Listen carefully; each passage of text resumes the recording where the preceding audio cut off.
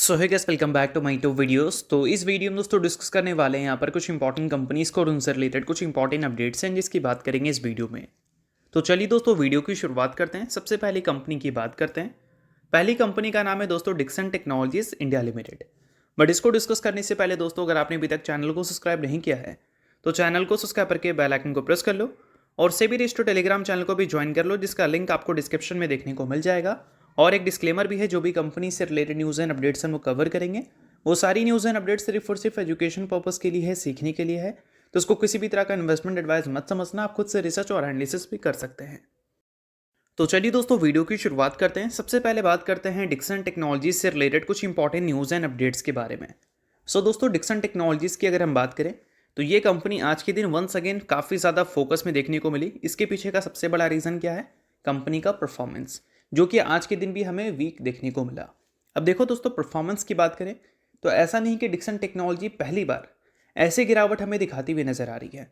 अगर 2021 से 23 के पीरियड को देखोगे तो वहाँ पर डिक्सन टेक्नोलॉजी में 50% तक की गिरावट देखने को मिली थी। इनफैक्ट उससे ज़्यादा ही हुआ था। तो उसको अगर इस बार की गिरावट से कंपैरिजन करोगे तो ये गिरावट तो कुछ भी नहीं है। तो सबसे इंपॉर्टेंट बात यहाँ पर यह है कि ये गिरावट को लेकर जो पैनिक कर रहे हैं उनको पता होना चाहिए कि बीच बीच में ऐसे करेक्शंस डिक्सन टेक्नोलॉजी दिखाते रहती है। अब इंपॉर्टेंट सवाल यहाँ पर यह भी पुट होता है कि पहले जो गिरावट हुई थी और अभी जो गिरावट हो रही है, दोनों का रीज़न क्या सेम है या फिर दोनों का रीज़न अलग अलग है? तो देखो दोस्तों, पहले की बात करें तो जब कंपनी 50% की गिरावट हमें दिखाती हुई नजर आई थी, उससे पहले भी कंपनी का परफॉर्मेंस काफ़ी ज़्यादा नेक्स्ट लेवल था। चाहे स्टॉक मार्केट की परफॉर्मेंस को देखो या फिर कंपनी की बिजनेस की परफॉर्मेंस को देखो। अब उसके बाद एक कंसर्न क्रिएट हुआ था कि आगे चलकर कंपनी ये ग्रोथ रिपीट नहीं कर पाएगी, ग्रोथ में स्लो डाउन हमें देखने को मिलेगा। और वो देखने को मिला, इस कारण कंपनी 50% तक की गिरावट रिपोर्ट की।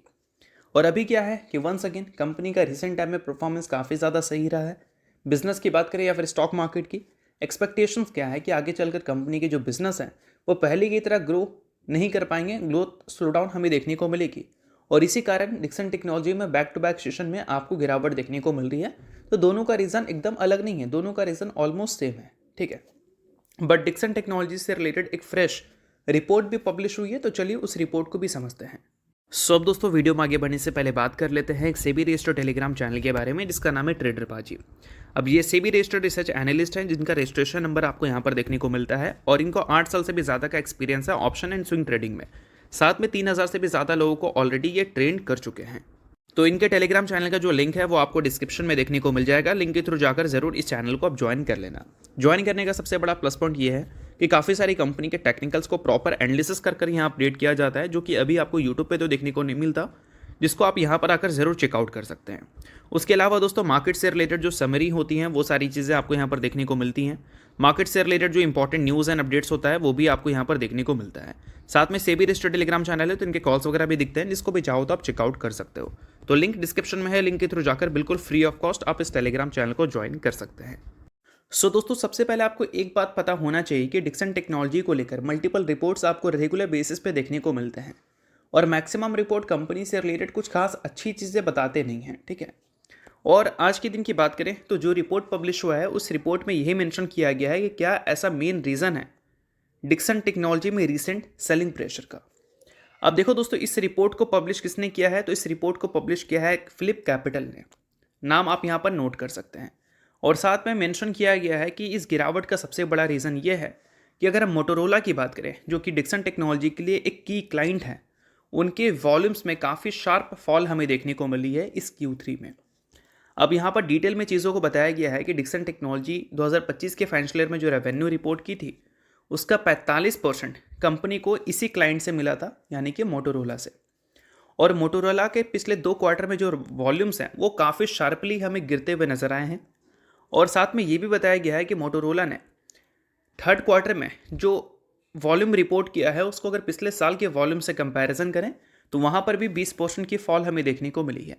क्यों भाई? क्योंकि काफ़ी स्ट्रॉन्ग कंपटीशन उनको मिल रहा है एप्पल की तरफ से, इस वजह से उनके सेल्स हमें म्यूटेड देखने को मिल रहे हैं। और साथ में एक और कंसर्न रेज किया गया है डिक्सन टेक्नोलॉजी को लेकर कि मोटोरोला जो कि पहले अपने टोटल फ़ोन्स जो बेचती थी वो टोटल फ़ोन्स डिक्सन टेक्नोलॉजी ही बनाती थी। बट अभी अगर देखोगे Q3 में जो टोटल फ़ोन्स उन्होंने बेचा है उसका 23% उन्होंने आउटसोर्स किया है कार्बन से। यानी कि 100 फ़ोन्स अगर उन्होंने बेचा है तो 23 फ़ोन कार्बन ने बनाया है, ना कि डिक्सन टेक्नोलॉजी ने। तो इसका मतलब क्या है? इसका मतलब ये है कि जो डोमेस्टिक वॉल्यूम्स मोटोरोला लूज़ कर रही है, इसका मतलब सिंपल से है भाई कि मोटोरोला अब हो सकता है कि पहले के मुकाबले कम काम अपने उन कंपनी को दे जो कंपनी उनके फ़ोन्स बनाती हैं। और सबसे बड़ा कंसर्न यहाँ पर यह है कि डिक्सन टेक्नोलॉजी जो कि पहले 100% फ़ोन मोटोरोला का बनाती थी, वो अब 23% कम बना रही है। एक तो कम वहाँ से डिमांड आएगा, ऊपर से कम वो फ़ोन भी बनवा रहे हैं। तो यही सारे कंसर्न की वजह से डिक्सन टेक्नोलॉजी में पिटाई हो रही है, ये फिलिप कैपिटल ने हाईलाइट किया है। और साथ में ये भी बताया है कि ये चीज़ इतनी ज़्यादा डिस्कस क्यों हो रही है, क्योंकि 2025 के फाइनेंशियल ईयर की अगर हम बात करें तो कंपनी ने जो टोटल रेवेन्यू रिपोर्ट किया था उसका 84% कंपनी को मोबाइल एंड ईएमएस डिवीज़न से मिला था। इसी वजह से इस पॉइंट को हाईलाइट काफ़ी ज़्यादा किया जा रहा है और इसी कारण डिक्सन टेक्नोलॉजी की परफॉर्मेंस भी ख़राब रह रही है, ऐसा फिलिप कैपिटल ने कहा है। बट ये सारी चीज़ें जो है वो बिज़नेस के अपडेट्स हैं, ऐसा नहीं कि बिज़नेस ख़त्म हो रहा है, ऐसा नहीं है। स्लो डाउन और ग्रोथ हर कंपनी में हमें देखने को मिलती है। तो ये सारी चीज़ों के बेसिस पे एनालिसिस करो, ना कि इन सारी चीज़ों के बेसिस पे ऐसा पैनिक कर आपको एक गलत डिसीजन ले लो, ठीक है। तो ये सारी चीज़ें आप नोट करो एजुकेशन पर्पज़ के लिए। तो चलिए दोस्तों, बात करते हैं अब अगली कंपनी के बारे में। सो अगली कंपनी का नाम है दोस्तों इन्फोसिस लिमिटेड। आज के दिन की बात करें तो इन्फोसिस काफ़ी ज़्यादा फोकस में रहती हुई देखने को मिली थी। इसके पीछे का सबसे बड़ा रीज़न क्या है? कंपनी के अर्निंग्स। अब देखो, अर्निंग्स आने से पहले इन्फोसिस की परफॉर्मेंस हमें काफ़ी ज़्यादा तो नहीं, बट हाँ बोल सकते हैं थोड़ी वीक ज़रूर देखने को मिली है। अब अर्निंग्स जो कंपनी के देखने को मिलेंगे उसमें कंपनी का रेवेन्यू, प्रॉफिट, इस पे तो मार्केट का नज़र होगा, बट सबसे ज़्यादा नज़र होगा कंपनी के गाइडेंस पे। गाइडेंस कंपनी क्या देती है? अब गाइडेंस इंटरेस्टिंग है भाई, क्योंकि अभी के टाइम पे देखोगे तो जियोपॉलिटिकल टेंशन्स इतनी ज़्यादा बढ़ गई है, इतनी ज़्यादा अनसर्टिनिटी है। और जो अभी H1B वीज़ा को लेकर कंसर्न हमें देखने को मिला था, उसमें सबसे बड़ा मार्केट शेयर इन्फोसिस के पास ही था। तो इन सारी चीज़ों की वजह से कंपनी के एक्सपेंस पे भी ध्यान देना है। आने वाले कल में कंपनी के मार्जिन गाइडेंस क्या है, वो सारी चीज़ें बहुत ज़्यादा इंपॉर्टेंट रहेंगी इस कंपनी के इस बार के Q3। जब कंपनी के अर्निंग्स आएंगे तो उसका वीडियो मैं आपको दे दूंगा, बट सबसे पहले ये जान लो कि अर्निंग्स को लेकर मार्केट की एक्सपेक्टेशंस क्या है। तो मार्केट उम्मीद कर रही है कि कंपनी का जो प्रॉफिट आफ्टर टैक्स है और कंपनी का जो रेवेन्यू है वो हमें ईयर ऑन ईयर बेसिस पे 9% तक ग्रो कर सकता है। यानी कि कम से कम 1% की भी ग्रोथ हो सकती है, 2% की भी हो सकती है, बट मैक्सिमम अगर ग्रोथ होगा तो 9% होगा, उससे ज़्यादा नहीं होगा, ऐसा मार्केट एज्यूम कर रही है। बट गाइडेंस इंपॉर्टेंट है, डील्स पाइपलाइन इंपॉर्टेंट है, उस चीज़ पे ज़्यादा नज़र रखना है। नंबर्स चलो अच्छे आए ख़राब आए उसको कंपनी सुधार लेगी, बट गाइडेंस और डील पाइपलाइन ये डिसाइड करती है कि कंपनी के आने वाले अर्निंग्स हमें कैसे देखने को मिलेंगे। और अभी लॉट्स ऑफ अनसर्टिनिटीज़ की वजह से इन्फोसिस ऑलरेडी 52 वीक हाई से डबल डिजिट में नीचे आपको दिख रही है। 19.4% की गिरावट ये कंपनी में दिख रही है। तो ये सारी चीज़ों को ज़रूर नोट करो क्योंकि काफ़ी इंपॉर्टेंट है। नेक्स्ट बात करते हैं दोस्तों एंजल वन के बारे में, क्योंकि कल के दिन एंजल वन भी फोकस में रहेगी अपने अर्निंग्स के वजह से। बट उस अर्निंग्स में कंपनी आपको 2026 के फाइनेंशियल ईयर का पहला इंटरम डिविडेंड भी देती हुई नजर आएगी और साथ में कंपनी स्प्लिट भी अनाउंस करती हुई नजर आएगी।